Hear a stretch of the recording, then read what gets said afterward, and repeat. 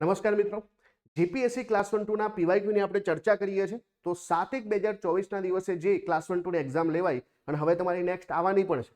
તો આ ક્વેશ્ચન પૂછાયો હતો કે ભારતના બંધારણની કલમ 22 ધરપકડ અથવા તો અટકાયત કરાયેલ વ્યક્તિ માટે કયા અધિકાર આપે છે. એકવાર વાંચીએ કે ધરપકડના કારણો વિશે જાણકારી પ્રાપ્ત કરવાનો અધિકાર, કાનૂની વ્યવસાય દ્વારા સલાહ લેવાનો અધિકાર, અને જો મેજિસ્ટ્રેટ વધુ અટકાયતને અધિકૃત ન કરે તો 24 કલાક પછી મુક્ત થવાનો અધિકાર છે. જો આર્ટિકલ 22 હેઠળ બે પ્રકારની જે છે ધરપકડની વાત છે. એક તો જે છે પ્રિવેન્ટિવ અને એક છે પ્યુનિટિવ. પ્રિવેન્ટિવનો મતલબ કે તમે કોઈ ગુનો કર્યો નથી હજુ સુધી પણ શંકા છે એના આધાર પર તમારી ધરપકડ થાય તો એને આપણે પ્રિવેન્શન ડિટેન્શન કહીએ છીએ. તો એના માટે અલગ વસ્તુ છે.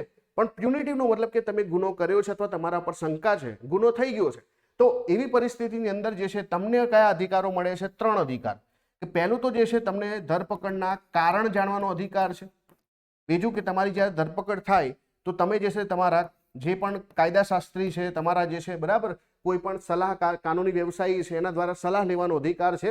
અને ત્રીજી બાબત કઈ છે ભાઈ કે 24 કલાકની અંદર તમને નજીકના મેજિસ્ટ્રેટ સામે રજૂ કરવાનો અધિકાર. એટલે કે તમારા 24 કલાકની અંદર પોલીસ તમને નજીકના મેજિસ્ટ્રેટ સામે રજૂ કરે અને જો મેજિસ્ટ્રેટ તમારા ફર્ધર ડિટેન્શન મંજૂર ના કરે તો જે છે તમને છોડી મૂકવા પડે. એટલે કે જો મેજિસ્ટ્રેટ વધુ અટકાયતને અધિકૃત ન કરે તો 24 કલાક પછી મુક્ત થવાનો અધિકાર. આ બિલકુલ સાચું છે.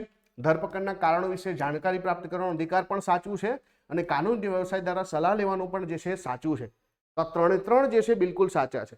પણ જો તમારી પ્રિવેન્શન ડિટેન્શન થાય તો તમને જે છે બરાબર આ અધિકારો નથી મળતા. હા, તમને કારણ જાણવાનો અધિકાર છે પણ સરકાર એવું કહે કે ભાઈ દેશ હિત માટે તમને કારણ નથી જણાવવા તો એ નહીં પણ જણાવે.